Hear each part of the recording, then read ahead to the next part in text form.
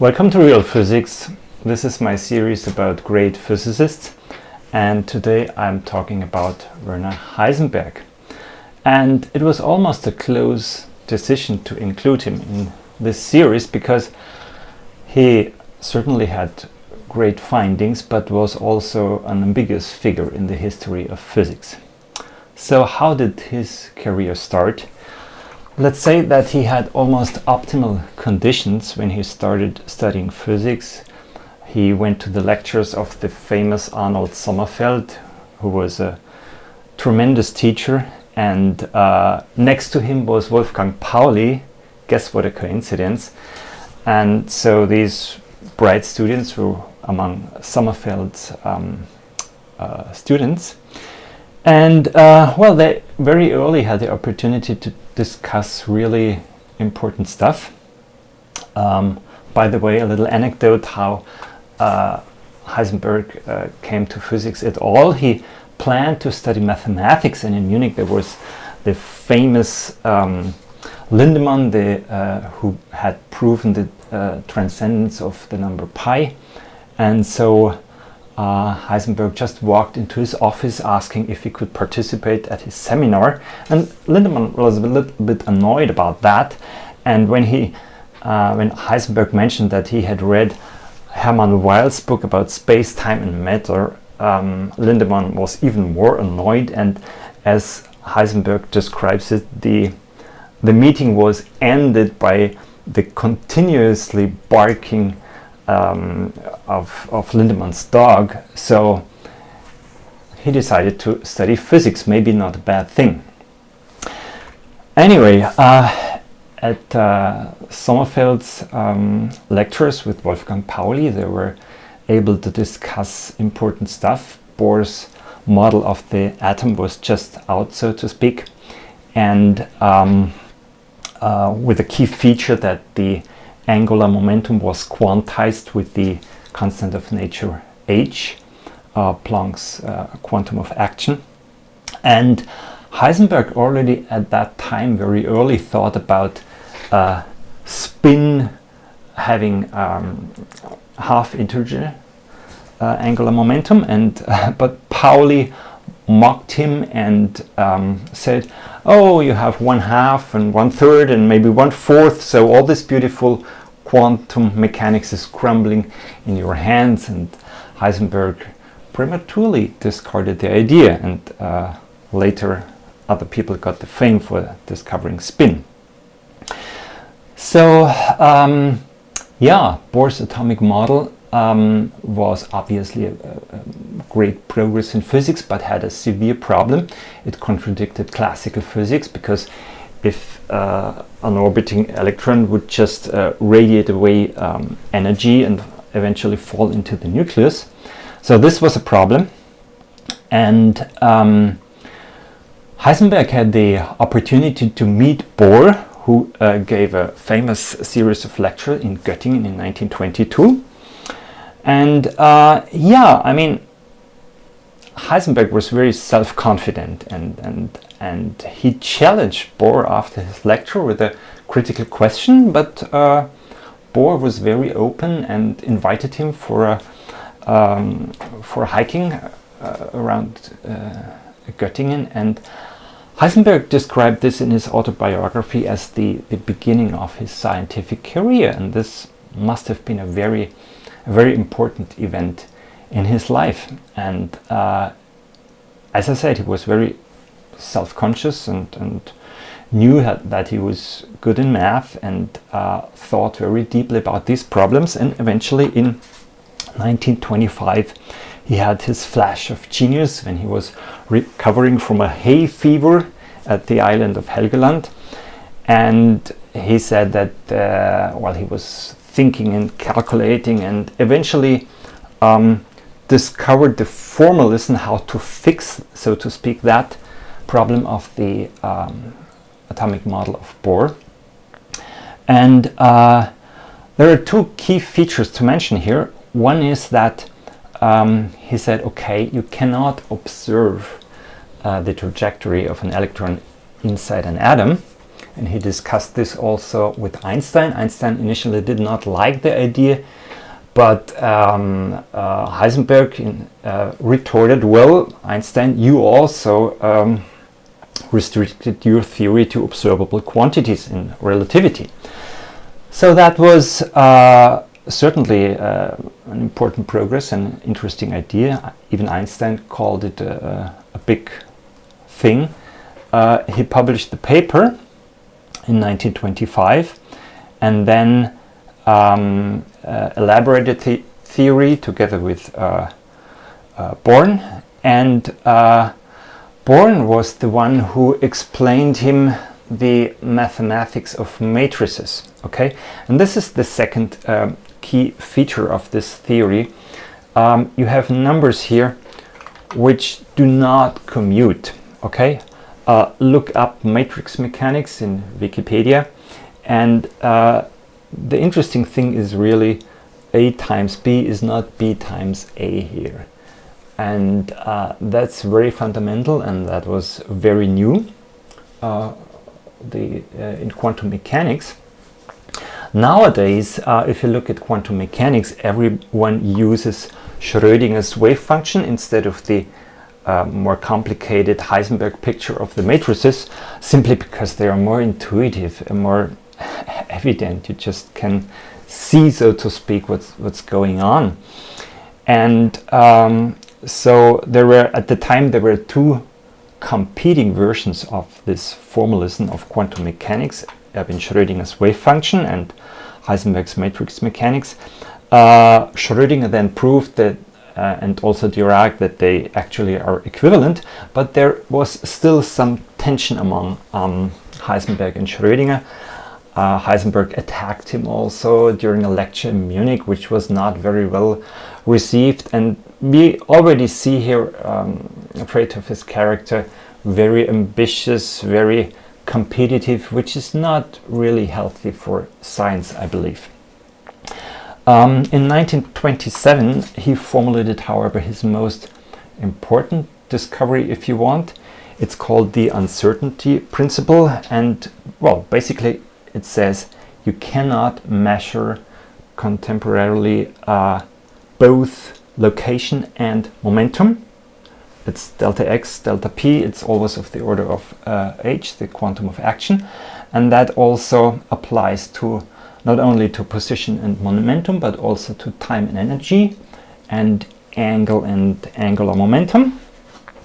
And well, I think this is great because it's almost the purest, most simple formulation of the riddle that presents quantum mechanics.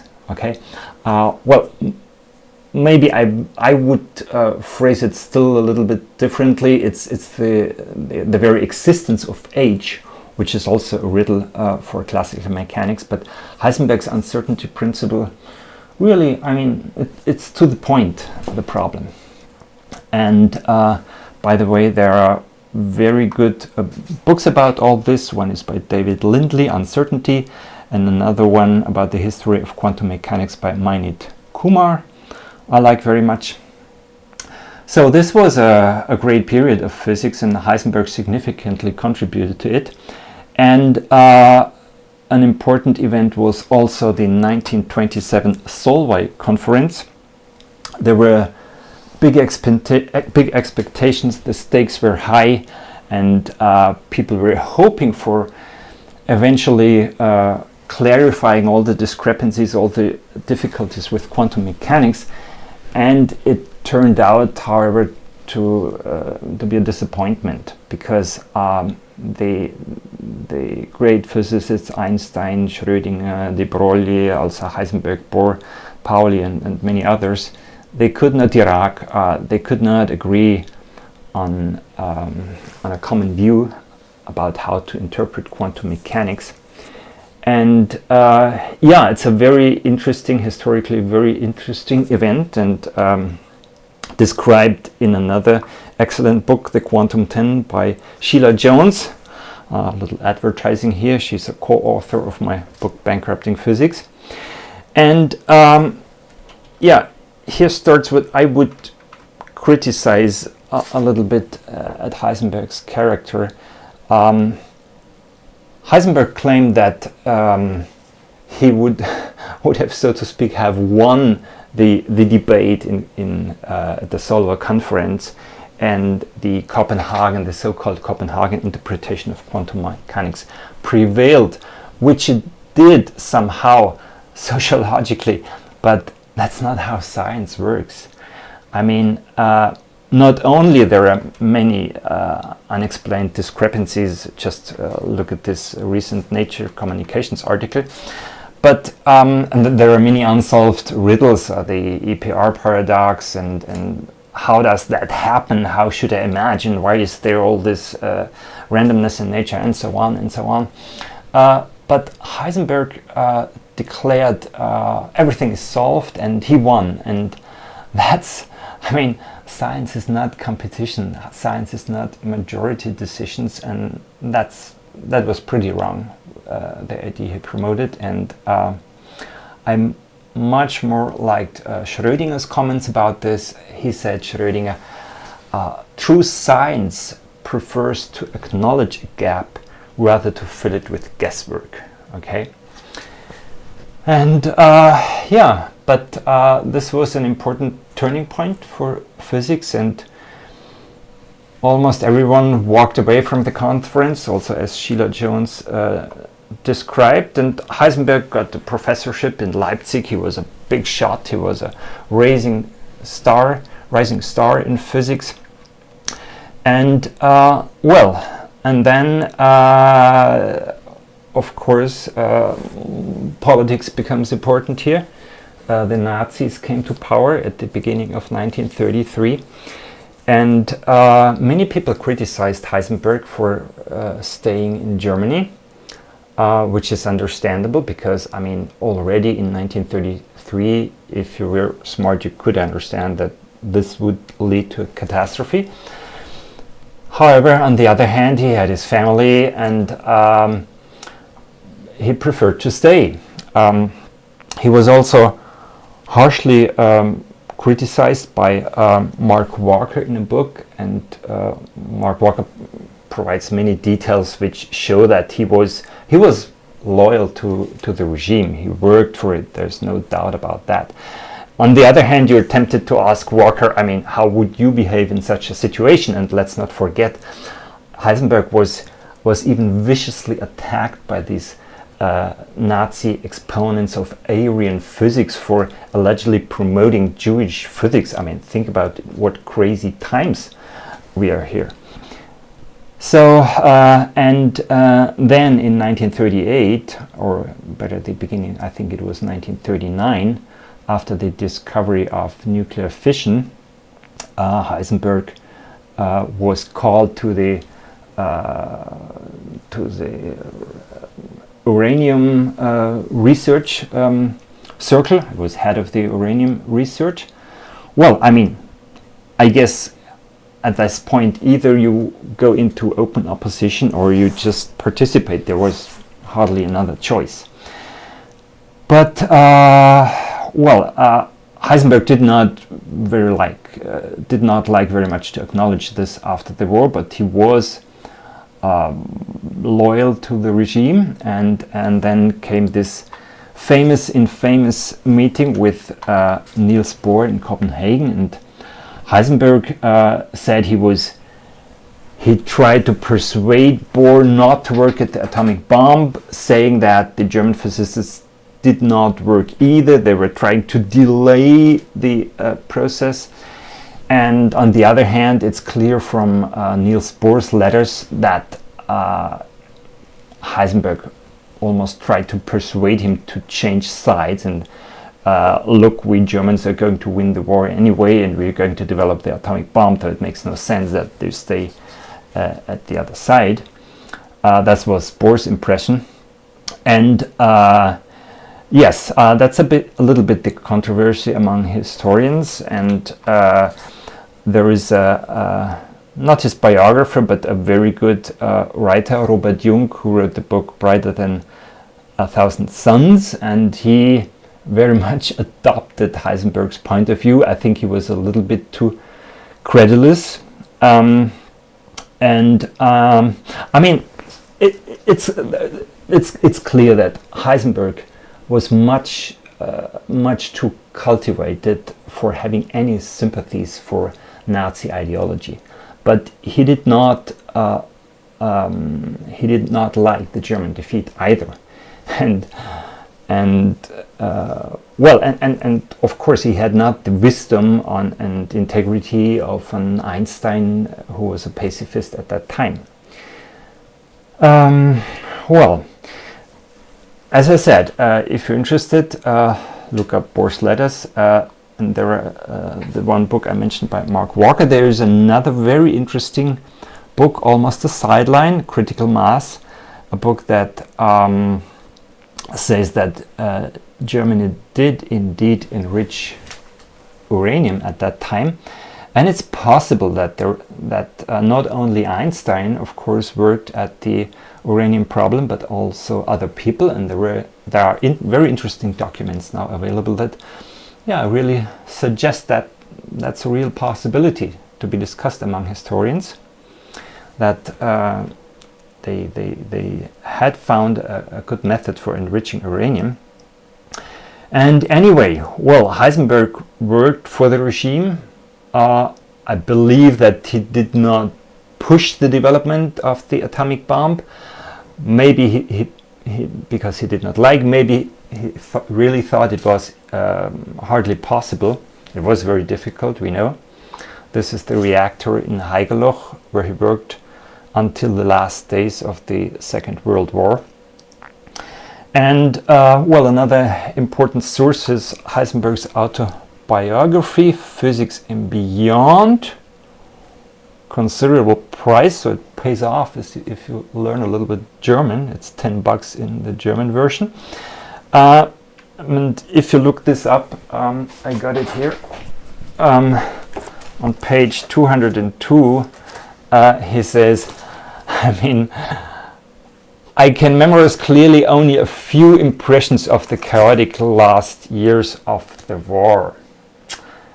Sorry, I don't buy that. I mean, 1943 to April 1945 was a pretty significant period, and you're working all the time on the reactor and stuff, and you just don't remember anything.